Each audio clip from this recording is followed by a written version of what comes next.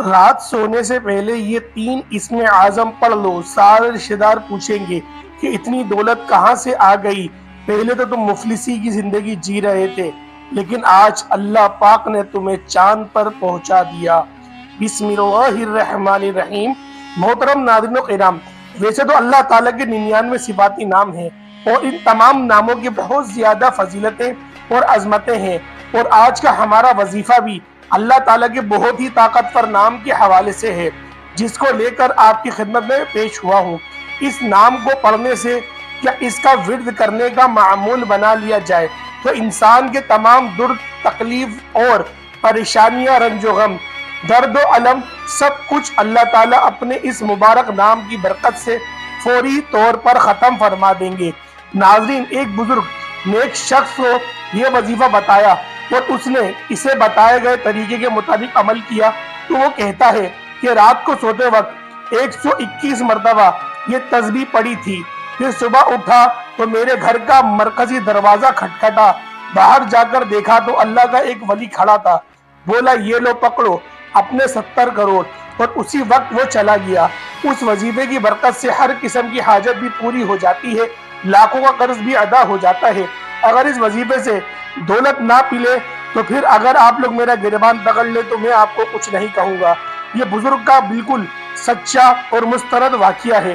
محترم ناظرین و کرام، آج کا یہ وظیفہ انشاءاللہ تعالی آپ کو لاکھوں کروڑوں کا مالک بنا دینے والا وظیفہ ہے۔ یہ وظیفہ سچے دل سے اور کامل یقین کے ساتھ کر لیں اور آپ کے گھر میں اور کاروبار میں انشاءاللہ اللہ پاک اپنی برکت، رحمت، فضیلتیں اور وسعتیں پیدا فرمائے گا۔ آپ لوگ اپنی کسی بھی مشکل کے لیے، کسی بھی جائز حاجت کے لیے، کسی بھی پریشانی کے لیے رات کو یہ 3 نام 121 مرتبہ پڑھ کر سو جائیں، پھر صبح اٹھ کر دیکھیے گا انشاءاللہ آپ کی زندگی بدل جائے گی۔ زندگی میں کوئی ایسی مشکل سے مشکل حاجت ہو جس نے آپ کی راتوں کی نیند بھی حرام کر دی ہو، دنیا کا سب سے آسان اور طاقتور وظیفہ ہے۔ صرف اللہ تعالیٰ کے 3 صفاتی نام ہیں، 121 مرتبہ اور 21 مرتبہ سورۃ الکوثر بھی آپ لوگوں نے پڑھ لینی ہے۔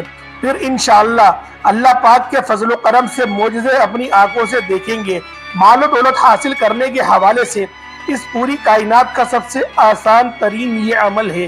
یہ ایسا معجزاتی اور کرامتی وظیفہ ہے، ایک مرتبہ سچے دل سے کرنے والے پر پیسہ اور دولت عاشق و مہربان ہو جاتی ہے۔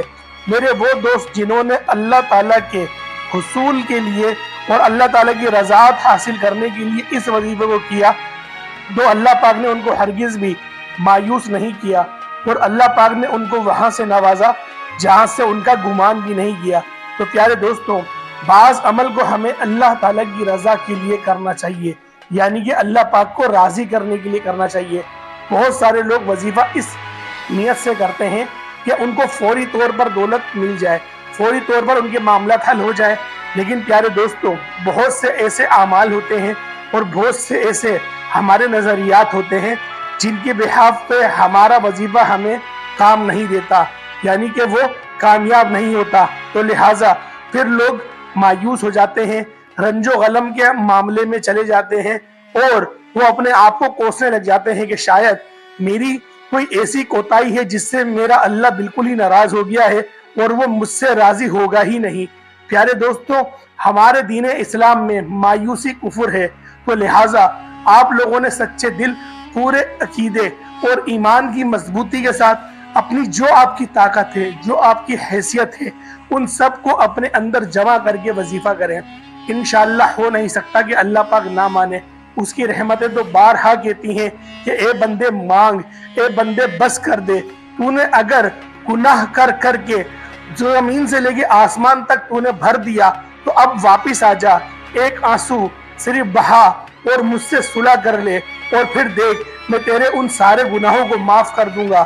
تو پیارے دوستوں، اس پر ایک بہت ہی خوبصورت حدیث مجھے یاد آ رہی ہے۔ حدیث کیا تھی کہ ایک بار حضرت ابو ہریرہ رضی اللہ تعالی عنہما فرماتے ہیں کہ جس نے بھی پڑھا لا الہ الا اللہ محمد الرسول اللہ، بس وہ کامیاب ہو گیا، بس اس کی مغفرت ہو گئی، وہ جنت میں جائے گا ہی جائے گا۔ یہ الفاظ حضرت عمر بن خطاب رضی اللہ تعالی عنہما نے سنے۔ آپ نے ابو ہریرہ سے کہا کہ ابو ہریرہ یہ تو کیا اعلان کر رہا ہے؟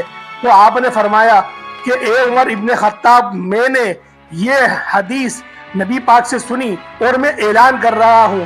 تو جب انہوں نے یہ حدیث بیان کری تو عمر فاروق نے حضرت ابو ہریرہ کو مارا اور مارتے ہوئے نبی پاک کی بارگاہ میں لے گئے اور کہا کہ یا رسول اللہ صلی اللہ علیہ وسلم، یہ ابو ہریرہ کو دیکھیں، یہ کیا بیان کر رہا ہے؟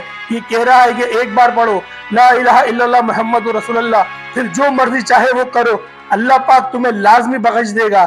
تو نبی پاک نے فرمایا کہ اے عمر ابن خطاب، یہ صحیح کہہ رہا ہے۔ تو عمر فاروق نے کہا کہ یا رسول اللہ صلی اللہ علیہ وآلہ وسلم، بالکل آپ کی بات سچ ہے کہ اللہ پاک اس کو معاف کر دے گا، لیکن اس حدیث کو جاننے کے بعد لوگ عمل کرنے سے کترائیں گے، وہ لاپرواہ ہو جائیں گے، وہ اپنے آنکھوں کی حفاظت چھوڑ دیں گے کہ ہمیں صرف پڑھنا ہے لا الہ الا اللہ محمد رسول اللہ، پھر جو دل کرے وہ ہم کریں۔ تو پیارے دوستوں، یہ بعض ایسی احادیث ہوتی ہیں جو ہمیں سنانے سے منع کیا جاتا ہے، یعنی کہ ایسی حدیثوں کو اگر ہم آپ پر بیان کر دیں، آپ کو بتا دیں، تو پیارے دوستوں وہ آپ کے لیے نقصان دہ ثابت ہوگی، کیونکہ بعض اگر ہم لوگ عمل اس نیت سے کریں کہ ہم زنا کر رہے ہیں یا کوئی ہم اور غلط کام کر رہے ہیں اور ہم دوبارہ پڑھیں گے لا الہ الا اللہ محمد رسول اللہ، اللہ پاک بخش دے گا، پیارے دوستوں اس نیت سے اگر آپ لوگ گناہ کریں گے تو لازمی آپ کی پکڑ ہے۔ تو پیارے دوستوں ہمیں کرنا کیا ہے؟ ہم نے میانہ روی اختیار کرنی ہے، روزانہ کلمہ شریف بھی پڑھنا ہے، لیکن پیارے دوستوں ہمیں میانہ روی اختیار کرنی ہے، جیسا کہ نبی پاک نے بھی ارشاد فرمایا کہ عمر تم صحیح کہہ رہے ہو۔ تو پیارے دوستوں آج کا وظیفہ کیا ہے؟ اور وظیفہ کو پڑھنے سے پہلے، جاننے سے پہلے صرف ایک بات کا خیال کریں، اس کے بعد وظیفے کی طرف چلتے ہیں کہ اللہ پاک نے سب سے پہلے قرآن پاک کی کون سی آیت کو نازل کرا؟ سب سے پہلی آیت وہ کون سی تھی؟ اقرا، یعنی کہ پڑھو۔ تو لہٰذا ہمیں بھی دین حاصل کرنا چاہیے، ہمیں بھی علم حاصل کرنا چاہیے۔ اگر ہم لوگ علم حاصل کریں گے تو اللہ پاک ویسے ہی ہم پر مہربان ہو جائے گا۔ تو پیارے دوستوں عمل کس طریقے سے کرنا ہے؟ سب سے پہلے تعوذ پڑھ لیں اور تسمیہ پڑھ لیں، یعنی کہ اعوذ باللہ من الشیطان الرجیم بسم اللہ الرحمن الرحیم، ان دونوں کو اکٹھا پڑھ لیں۔ اس کے بعد آپ نے درود شریف پڑھ لینا ہے۔ درود شریف آپ کوئی سا بھی پڑھ سکتے ہیں، درود ابراہیمی پڑھ لیں یا چھوٹے سے چھوٹا درود پڑھ لیں، صلی اللہ علیہ وآلہ وسلم بھی پڑھ سکتے ہیں، یہ آپ کی اپنی مرضی ہے۔ درود شریف کو آپ نے اچھی طریقے سے پڑھ لینا ہے، ایک بار ثواب کی نیت سے میرے ساتھ بھی پڑھ لیں۔ اللہم صلی علی محمد وعلی آل محمد کما صلیت علی ابراہیم وعلی آل ابراہیم انک حمید مجید، اللہم بارک علی محمد وعلی آل محمد کما بارکت علی ابراہیم وعلی آل ابراہیم انک حمید مجید۔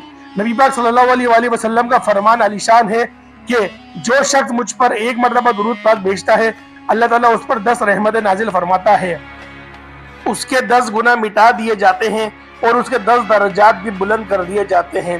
اس کے علاوہ درود شریف کثرت سے پڑھا جائے تو پریشانیوں سے نجات بھی ملتی ہے۔ اس کے بعد مکمل خاموشی، سکون، اطمینان کے ساتھ اللہ پاک کے مبارک نام یا وہابو یا رزاقو یا باسطو 121 مرتبہ آپ نے اس کو پڑھنا ہے۔ یا وہابو یا رزاقو یا باسطو کو ملا کر پڑھیں گے تو ایک شمار ہوگا۔ مکمل سکون کے ساتھ، دھیان کے ساتھ آپ نے پڑھنا ہے۔ آپ سارا دن گناہ کرتے ہیں، اللہ تعالیٰ کی نافرمانیاں کرتے ہیں، جو کافر ہیں اللہ تعالیٰ تو ان کو بھی رزق و مال و دولت عطا کرتا ہے، کیونکہ وہی تو دینے والی ذات ہے، وہ وحدہ لا شریک ہے، وہ بے نیاز ذات ہے۔